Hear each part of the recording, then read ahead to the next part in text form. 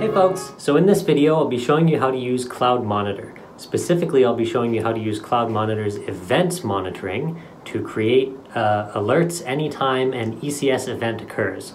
ECS events are state changes in Alibaba Cloud's ECS service, so that includes things like creating and deleting instances, rebooting, stopping and starting instances, creating snapshots. Basically, any state transition that occurs inside of the ECS service can generate a CloudMonitor event, and then that can, in turn, trigger a notification via email, message queue, or even function compute, although today we'll only be doing email. So without further ado, let's get right into it.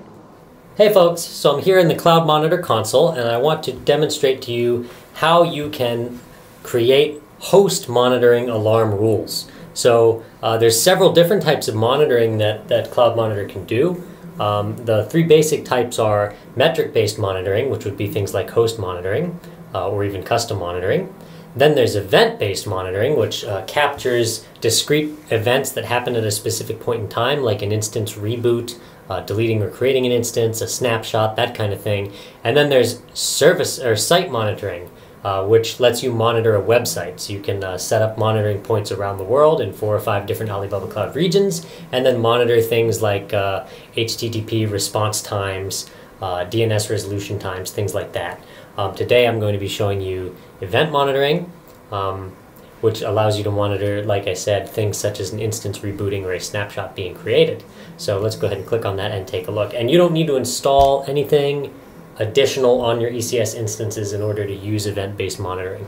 This is something you get for free just by being an Alibaba Cloud user, no additional configuration required. You can see I've got this event dashboard here that lets me query events that are occurring.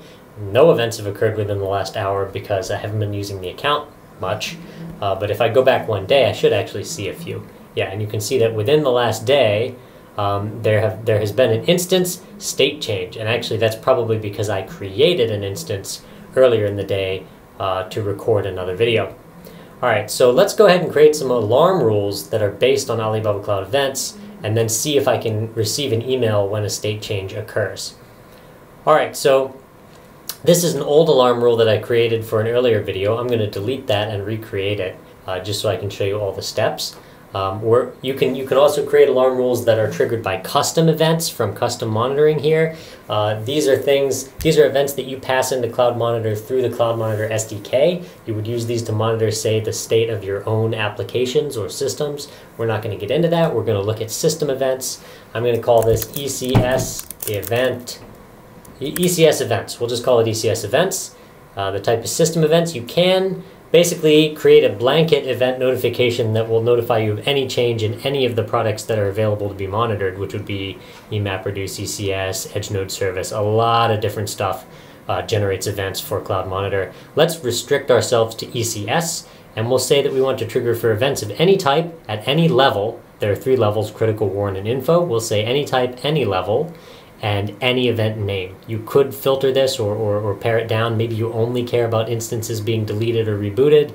I'm going to say we care about everything, and I will say the resource range is all resources, which means all ECS instances under my account. In CloudMonitor, you could create an application group, which is a group of ECS instances or other services that match a specific description or a tag or a label. I'm just going to look at all ECS resources. And then for the alarm notification, I will go ahead and use the default contact group, which is a CloudMonitor contact group that contains only my personal email. I could also send messages to an MNS queue, function compute, directly to log service, or also I can trigger a HTTP post, a URL callback. But we won't do any of that. We will just generate a standard email-based notification. Once I've got this rule created, I will say OK. And I now have my wonderful new rule. So let's see if we can trigger an email notification to be sent to us by rebooting this instance through the console. So I'm going to check the box next to this instance, and I will click Restart.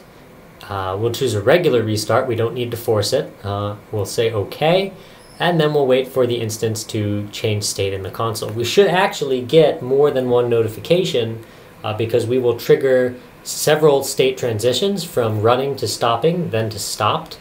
and then back to starting and then running again. So we might get two or three emails for this rather than a single notification. So I'm going to pause the video and wait for this instance to go back into the running state, and then we'll see what the result is.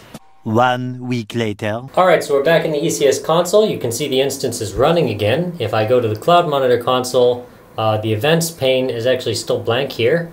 There we go. Yeah, it looks like that's not showing up in the events pane. However, we do have a notification via email showing up here in my email account. You can see that I've actually got 3. I've got an instance state change here, and then I've got another one here, and yet another one here, the final state change. Let's take a look at what that says. Let me make this a little bit bigger so it's easier to read. So it looks like it gives the time, event level. This is just info, it's not a warning. And it gives the name of the resource that was affected. So this is the instance ID for the affected instance.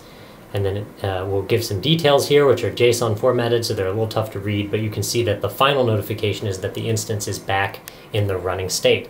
And that's it. That's how you create an event-based alarm rule that can trigger a notification to email. And of course, again, you could also set up the alarm rule here so that it sends the alarm to an M&S message queue, or even triggers a function compute function. So there's a lot of flexibility with event-based monitoring.